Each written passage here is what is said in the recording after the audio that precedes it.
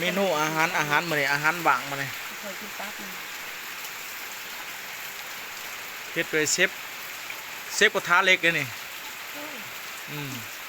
จะมีกระดาน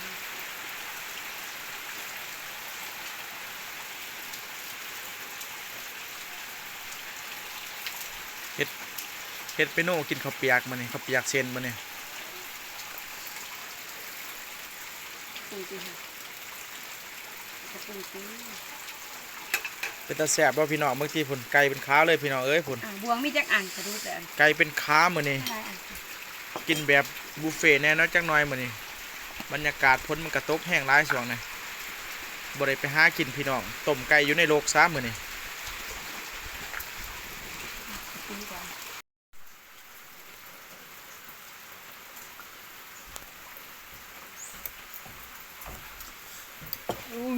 มันนี่อาหารแสะมันนี่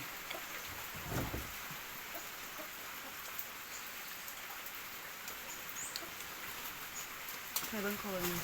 มันบ่เห็นเอาข้อมันบางกับปีบเขานะบางกับคน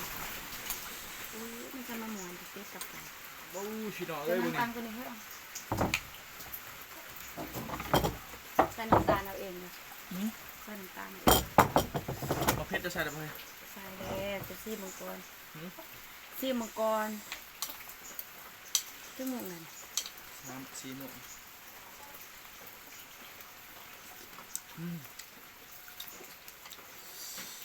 พี่น้องเอ้ยไก่เป็นโตมันนี่โอ้มันผัดแสบเลยมันจะแสบป่ะโอ้มันแสบป่ะแสบมันตัวเองก็ต้องนั่งดูไปนั่งซูงก็มันก็ซูงกว่า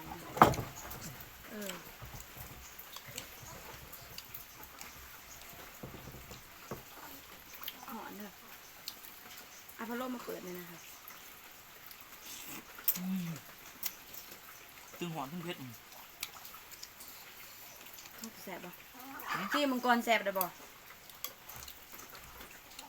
พอดีป่ะแสบอ่ะป้าตัวยังไงเลย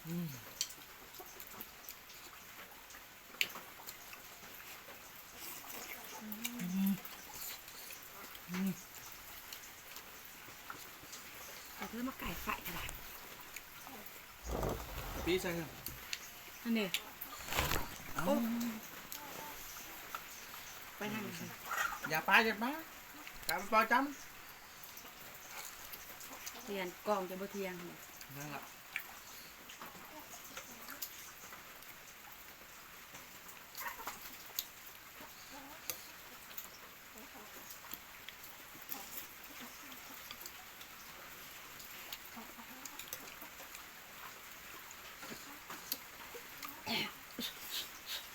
พูดไกลเว้ย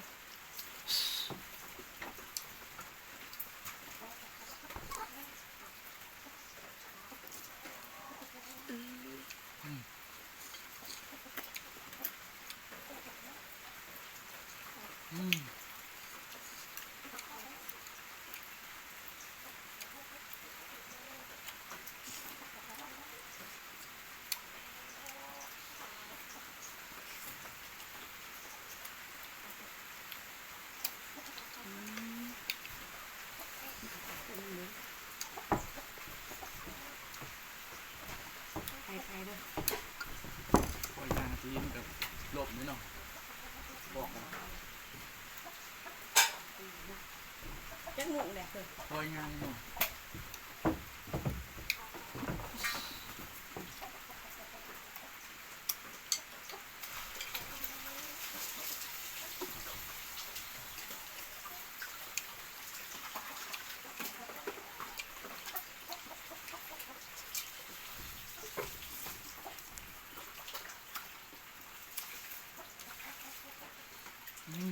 ร้ายเป็นร้ายถึงน้อยมั้ง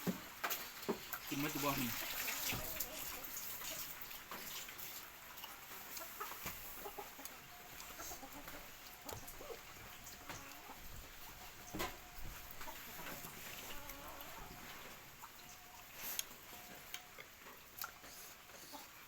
ปีใส่พริกดิบอีก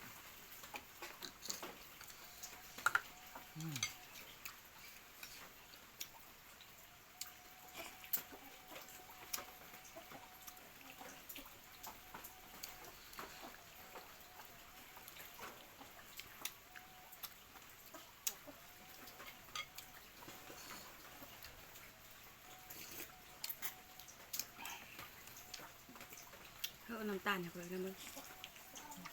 ทุกบ่พออันจ้ะมันจะพอดีเด้อบ่ใส่น้ำตาลอีกบ่ พูดดีแล้ว โซ่ก็คงแสบคักแสบแน่เดี๋ยวกินเบิดอยู่บ่ดีแสบหลาย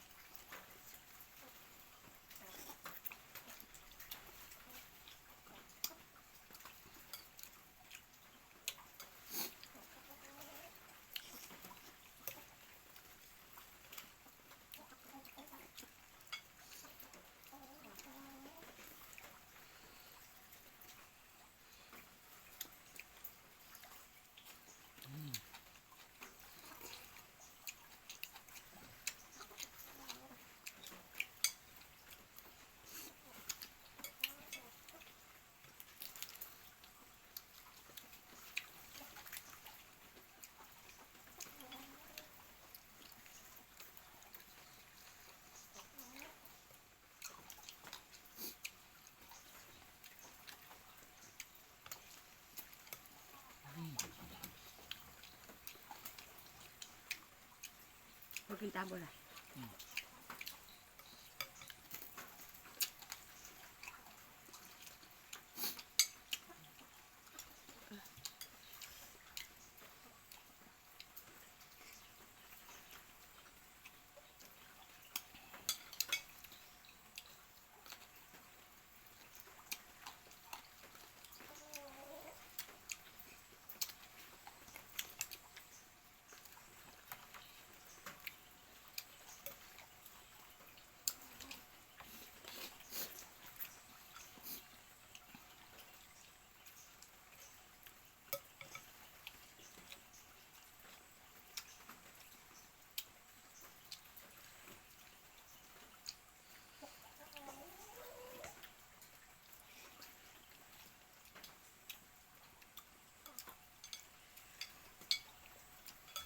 มาเด้อพายากเด้อนำมาเด้อ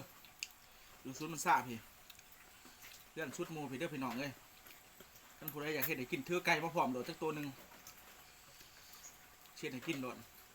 แบบแซ่บๆโหลด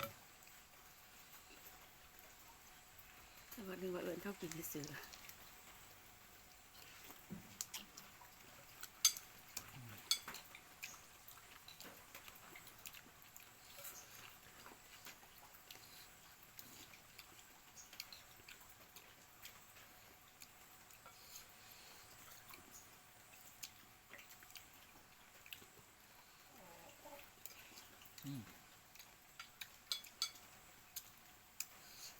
ผักบัวพี่น้องเอ้ยมดเพียงแซ่บ